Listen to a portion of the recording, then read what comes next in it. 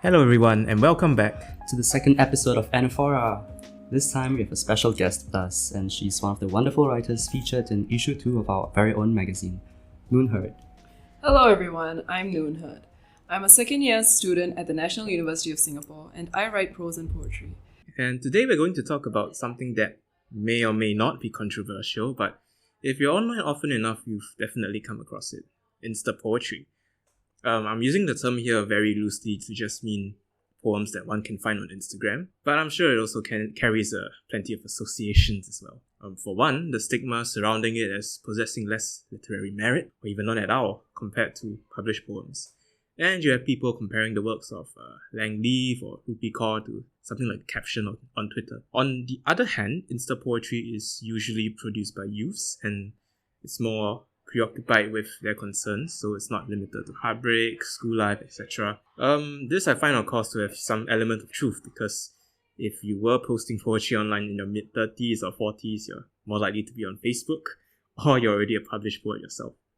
The platform is also very obviously accessible, and I dare say you might even reach a wider audience there than if you had published a book. But in your opinion, do you think that Instapoetry is worth reading? Alright, so as a self-proclaimed Insta poet myself, I do think that it's worth reading for the simple reason that it just shows a lot of what youths and other people find to be relevant and significant to themselves today. And I would even say that it's possibly even subversive. There's something about putting things meant to be read and digested really slowly, like poetry or even prose poems, on such a hyper-quick medium like Instagram, which kind of raises questions about things like attention spans and how we are trying to reclaim these attention spans by putting slow reading things on Instagram. And you do make a very good point there about the very medium or the very platform at Instagram itself being this hyper-quick platform, right, where there's a million things competing for your attention. And then on the other hand, you have something like poetry, which has to be something that you sit down and actually take the time to read. And I guess my question is, do you think that detracts from the quality of the poetry, or do you think that has possibilities of adding to the enjoyment of it? Well, yeah, I think I should just preface by saying that with any platform right there's gonna be good things and bad things. So of course on Instagram there'll be good poetry and bad poetry. Of course on Instagram you can also see people just reposting T.S. Eliot, which most people will agree that is good poetry. But then you can also see poems written by just angsty youths, for example, and just shit posting, which is just another genre of poetry, of course. So I think the medium of Instagram, I think, lends itself perhaps not that ideally to writing polished verse, because there's no editorial process. If you want to publish it through conventional means, there's gonna be an editor who works with you to polish your writing. But on Instagram, it's just you and then publishing. So there's no opportunity for you to really sharpen your verse or have a second opinion, for example. And oftentimes the only second opinion you get is what the algorithm favors, or what is currently trendy. So in that case, people might tend to write really quickly if they do get instant gratification from just getting likes. And then obviously I think objectively speaking, writing quickly will just lend yourself to producing not that good work in general. I mean, this isn't unique to Instagram lah. If you're a different kind of poet, you don't publish on Instagram, but you write really fast, you'll also produce subpar verse, for example. I think something else also is that if you Instagram itself, as a social media, right, it could also favor writing in the same way. So I think on Instagram, and myself included, most Insta poets write in the kind of confessional style, and it's not just the style that is common. You may also see certain kinds of idioms, certain metaphors, certain turns of phrase that repeat themselves simply because you see them in other people's writing, and if they're well received, you think, hey, that's what I should aspire towards, and so you just write that as well. But I think on the good side, right, it does allow you to reach a huge audience, and if you go viral, that's true. But even if you don't go viral, right, it's a good way, I guess, for you to express yourself and get heard, which I think is what people really want to do with poetry lah, right? Or with anything you write. Before the digital age, we did have, I guess, a stronger sense of local community, right? But then with globalization, etc., now necessarily perhaps you may argue that we depend on social media in order to forge relations beyond what we have, since like the sense of community has been so weakened by like market forces, etc. So then it's a good way for you to be heard and express yourself lah. I think also another really important benefit of Insta poetry is that the general public is exposed to poetry, and then because poetry itself, no matter how what's this again? How so-called bad it might be, right? It's still an elevated form of writing. It's still out of the ordinary use of language. And I think as long as the general public is exposed to that, that is always a plus lah for me, because then it's really seeing language from a different perspective and using language in a different way to look at the world a different way. Yeah, I think what you've said just now reminds me of this philosophy that someone I know subscribes to. So the artistic director of The Necessary Stage, Alvin Tan, right? He actually subscribes to this philosophy, which is where he posts a lot of what he would deem like trash on Instagram. Those posts that, let's say, good morning, have a nice day, and all that stuff. And what he does with it, or what he thinks that he can get out of it, is that out of all that trash, right, there is more certainly than not a piece of treasure inside that can be found. And I think from one perspective that can be what we can say about Instagram poetry as well. There's trash and there's treasure. And I think it's up to the consumer to sift that out. And I think it's also up to the poet themselves to be open to feedback, constructive feedback, of course, and to improve themselves from there. And I think this conversation doesn't just include Instagram, right? Are there any other social media platforms you think that have a lot of poetry or creative work shared there? Right, so, okay. Before we go into the other one, I just wanted to give possibly a perspective from from the poet rather than from a reader. So I feel like, at least for the writer's perspective, there's also some value in putting your work out there and having like possibly the courage to just be like, oh, you know what, this is possibly trashy, this is possibly something that people aren't going to receive well, but it is something that someone has put time in. So at least in that sense, building a corpus of work online and accessible for other people to just refer to and be like, okay, so this is what this person writes about, this is what this person's interests are. So I guess there is some value in that as well. Then you could also think of it as like Instagram poetry is not just for the reader but for the writer as well. Yeah. So going to other social media platforms, probably not Reddit or Facebook as Jovan had mentioned earlier, but probably I would say Tumblr. Poets like Clementine von Radix, or even like poetry from other people which is widely shared on Tumblr, which such as like by Richard Seiken or by other poets. So I would say that these kind of poems, they also have like similar kind of confessional vibes, for lack of better word, and very trauma informed, very bloody, very bodily imagery.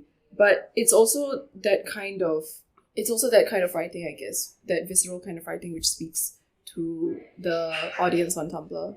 And some of them have, some of these poets have gotten quite big on like mainstream published platforms as well. So I think like something else which is quite similar to the topic of Instagram poetry is self-published poetry, right? And I think right now in certain poetry circles, there's this prejudice against self-published poets. Like if someone's self-published, then it's as if necessarily they are inferior because they didn't manage to be published by an actual publishing house, went through like rigorous editorial process. But I think it's not necessarily true. I think some self-published works have literary merit on their own, and it's quite unfair to like write them off just because they could not be published by conventional means. I mean, there are many factors at play, right? Perhaps they just write things that are not that popular right now. And so publishing houses, because they have to think about dollars and cents quite literally, they won't choose to publish these works. Yeah. So So yeah, that's just something else I wanted to chip in on, because I think we also talk about how like Insta poetry can be a bit subversive, right? So it's the idea of allowing certain voices that otherwise might not be heard in mainstream discourse to be heard. That is also a plus of Insta poetry, of social media. Actually, I wanted to ask you guys, what do you guys find like compelling about Instagram poetry? What makes you read it? For me, it's really just because I'm always on Instagram. So it's very readily accessible for me. So for example, if I'm just scrolling through my explore page and I come across a poem, more often than not, I would just read it and see what I like about it. And for me as a writer myself, it's good because I get to see what draws me into other people's work, and I also get to see what turned me off from someone else's work, or turned me off from a poem in general. And it's good to just be able to gain all these little perspectives from people that go deeper than just like, for example, images or just a short caption. And I think it is quite meaningful as well. We get a much deeper look into the private lives of strangers, not in a creepy way, I mean, but like it's nice knowing that out of all the faceless accounts that are out there on Instagram, there are personalities and there are stories to be told and are being told behind them. I must say, what I like most about Insta poetry is discovering young writers who write really well. Because, I mean, Instagram is literally the only way you're going to be able to encounter their work. Perhaps they haven't even been, they haven't been introduced to the world of submitting to journals, so they're still just publishing on Instagram. But sometimes you just encounter really striking use of language, and then it's like, wow, And of course, what's a discussion about Insta poetry without actually looking at some examples? So today we'll be taking a look at 4 beautiful poems that we've come across, and we'll start off with a piece by Hao Yang himself. Valorization. Everybody is exercising. Now everybody must exercise. No! Capitulated, as expected. Grabbed the bar and let hang the sorry weight of existence, like a pig in an abattoir. Face pulled as if resisting torture. It is worth it. Feel the burn, like char siu on a rack. Ripped, dripping under the spotlight. Hooked to sweat. It is very worth it. A pig can be valorized from head to toe. First it needs to hang. Hang. Be like the metal that never thinks to whine. The extension of hook. The pink in your wrists is proper. It is porcine resistance. You will be the pink of hell. Soon you'll be on posters and packaging. Why are you squealing in the face of change? It is a beautiful human face. It wants the best of you. Do you want to maybe start off by what inspired you to write it, or what led you to write it? Okay, yeah, it was a series of prose poems that I'd written in response to some artworks in an exhibition I saw last year at Couturier Gallery. The painting I responded to over here was a painting of this person who was just like doing a pull-up, and her face was contorted into this really ugly shape. So I was inspired by that image of agony, but then also thinking about how many people nowadays put themselves through the agony in order to change their body. Like I really do think we're in a gymming culture now. Like really young kids, even in primary school, they start gymming already. So not sure what to say about that, but yeah. But I'm curious, like, why you even thought this was beautiful in the first place? It did stand out to me because I felt that it had a lot of parallels, not just to hurting yourself to look better physically, but I think it also mirrors the process of writing as well. For example, if you're writing something that's exploring a certain trauma that you've experienced, or writing to move on from something that you are trying to move on from, I think there is inherently a certain emotional hurt that you have to go through, and you have to go to very dark places in order to re-explore these places in your mind and come up with the writing that will follow. And so it's not just hurting yourself physically to look better physically, right? Sometimes it can also be hurting yourself emotionally to produce a beautiful piece of work, like Sylvia Plath, for instance. Well, I really like this one as well. So yeah, when you were saying the entire thing about like how you need to go through that process of like revisiting whatever trauma and whatever grief that you've gone through such that you can process it and make something out of it. Like the words, it is worth it, feel the burn. It is very worth it. And like, why are you squealing in the face of change? Why are you like... These lines really stood out to me, like the repetition of them, because I really liked how they mirror the person exercising to the pig on a rack, or like even char siu. I'm vegetarian, so I don't really like look at pigs in the face, like when they're on the racks, when they're on the spinning racks. But now I'm going to do that, and I'm going to think of this poem. So thank you for that. And moving on, we have Anima by Implosiat. I apologize if I butcher the pronunciation. I am in love with masculine things. The deep siren call over the radio or the phone. A sliver of toned muscle or the puff of a chest. I am in love with bulk and broad, the beat and the bass. I am in love with feminine things. One sleek curl of a hair. Slightly shy eyes, damp and downcast. Rounded over the curve of a face. The bat of a lash. I am transfixed by the jingle of rings. I am in love with things that squeak, a sibilant melody. Oh, fuck me. I am in love with things that speak. I chose this poem here because I really love just how openly sensual it was. How it doesn't shy away from all the nitty-gritty of sex and sexual attraction.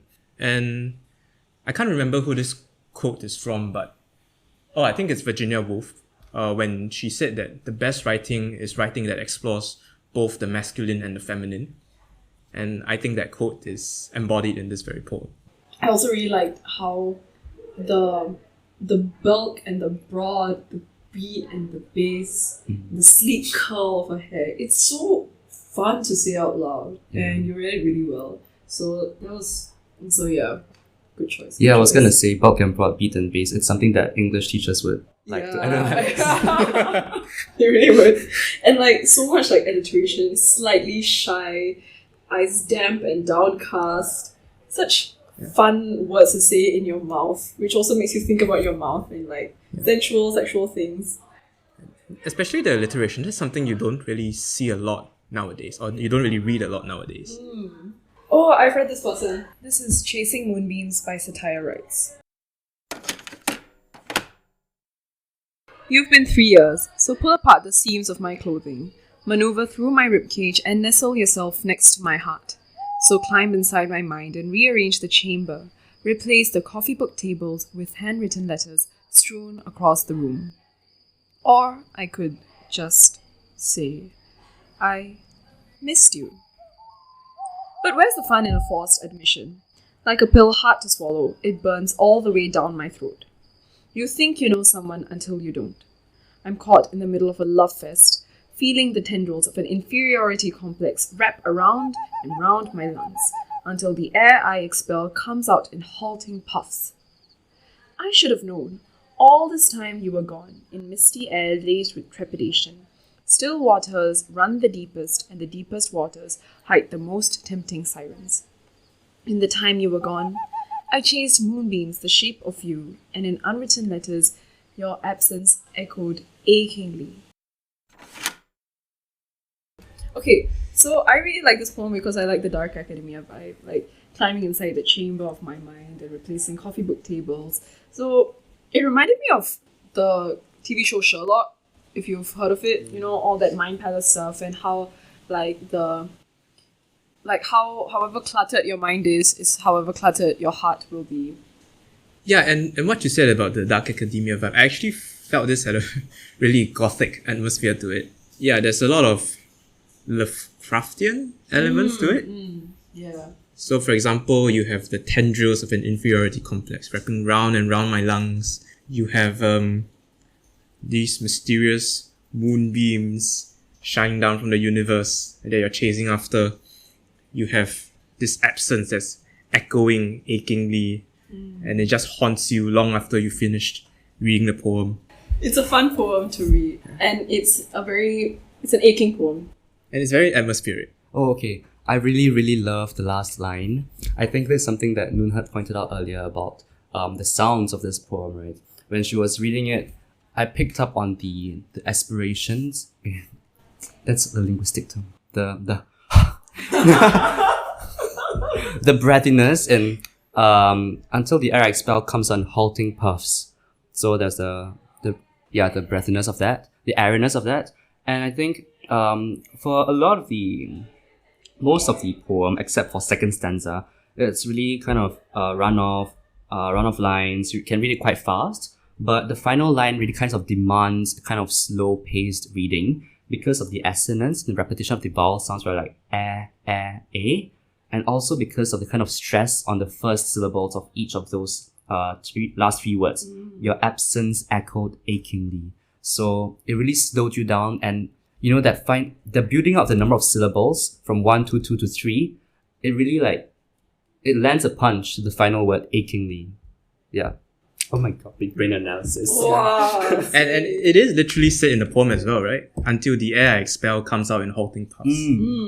Your absence echoed achingly. And now we have the final poem that we're going to be reading today, which is one of my favorite poems that I've encountered last year. I think it was last year. Oh, wait. It was in 2021, I think. Okay. And now for the last poem that we'll be reading. It's one of my favorite poems that I've encountered quite recently in 2021 or 2023 or 2022. It's called On His 18th Birthday by Noonherd. What I really like about this poem, just to preface it, is how it really sounds like stepping on eggshells. On His 18th Birthday by Noonherd. To step on eggshells, an egg must have exploded, willingly or not. It must have some element of violence lining its fragmentation, some deliberateness that justifies its putrid childhood scent. In this case, let's say he turned 18 today. To commemorate this, his friends smashed an egg on his head, delighting in the way yolk ran down his temple like a gunshot wound. There was no malice, but it was not right either. But his smile, it was runny and soft, a child's wobbling first attempt at the sunny side up. There's your violence. The eggshells lay on the ground pathetically. Later, I saw him step on them. It was heartbreaking how gently he rested his weight, just to see if they were all right. A love tap, if you will. Then he picked them up individually, making sure the sharp ends rested in his palm like penitence, like penance. There's your deliberateness. To step on eggshells, the eggshells should not consent. Yet, I can't help but think, just this once, they would have probably been fine with it. Just this once, no one would be breaking anything any more than it allowed. He turned 18 and an unborn embryo kissed his face. It was only right for him to press it back so gently, so gently. Thank you so much for that reading, Hao Yang. Thank you. Noonherd, since you're here, right, I always had a question. Is this an autobiographical poem? Because this looks like something that would happen in JC. Yep, it literally did just happen in JC, and I wrote it a few days after it happened. So, yeah, basically this guy, he turned 18, and like normal JC kids, he just got an egg smashed to his head. And I think for me, what really struck me was that since we were the COVID JC batch, things like this didn't usually happen. Like such violent or physical demonstrations of affection weren't so common when we were in school. So for me, because of that, this really stood out as something that I wanted to kind of immortalize in poetry. I find it so interesting that you use the word affection, because I think for most people who read it, there's the kind of violence to it. It might even be bullying, but like there's also, it's kind of like both then, like the violence but also an affection. Because I think for me personally, when I read it, it felt more of like you were a bystander and you're just watching this little kid get bullied, but then you're just feeling like affection for him because he was bullied. At least that's what I read it, and that's why I really resonated with it, because like the images where it's just describing milk running down his face, how beautiful it is, just painted a really poignant image of beauty and violence. And yeah, I think that's what I really loved about this. Well, I do say affection because it was the same friend group. I mean, JC politics, JC friend groups. But yeah, I do agree that it was so unnecessarily, regularly violent that, like, to just watch the entire thing happen, to just see this guy having wet hair just because of, like, egg yolk and smelling the scent of it. It was, yeah, one of the things that I remember. What resonated with me was that it reminded me of this Chinese saying, 打是疼, which basically means like love is pain. So if you read that in Chinese, it would probably conjure up an image of like a parent beating their child in the hopes of disciplining them so that their child will turn out better. And I think this poem basically embodies that as well. What was also interesting as well was the act of destroying an egg in order to convey affection for someone else. Affection in a more teenage boy sense. Not just in this poem itself, but in real life, right? We also tend to destroy parts of ourselves when it comes to loving someone else. So for example, it could be a facet of your personality that your partner may not like, or it could be an interest or a passion that you've had to abandon for your partner. And yeah, I think it just resonates on so many levels and so many layers. So this poem is a poem that tends to haunt you and remain inside your head long after. Yes, that is so true. And it's not just the image that lingers in your head, not the overall setting and atmosphere. It's quite cinematography, actually, this poem. Like, it's really describing an entire incident, and you are really just a camera watching this happen. The perspective is really quite refreshing because it's not like first person. It's not really confessional like many other poems you read, but it's really like describing what you see and then feeling something, but also not vocalizing it to the person you are really literally describing, right? But to go back to what I was saying, something else that also lingers in your head is the sounds of this poem. And that's why I was like so deliberate when reading it just now. The T's and the S's, the sibilants. My favorite line from this is really palm penitence line. But the first time I heard Noonherd read it, I was just like, wow, it's a beautiful poem. And that line, it's not something that I'll forget. So yeah, it's a really well-written line. Well-written poem as well. Thank you all so much. Yeah, exactly. I was saying, like, it sounds like stepping on eggshells, right? And that's a very delicate feeling, and that kind of delicacy is what I think you really captured in this poem. The kind of delicate balance between violence and beauty, between pain and love. Yeah. Thank you to our listeners. We hope you've had as much fun and found as much meaning in these poems as we had. And if you do happen to be a consumer of Instagram poetry, please do support our local Instagram poets. And if you are a local Instagram poet like Noonherd, please keep writing. Do not stop writing. Let your voice be heard, and hopefully you are able to find your own community as well. And of course, thank you to Noonherd for coming down and recording this with us. Thank you for having me. And of course, thank you for listening. Bye. Bye.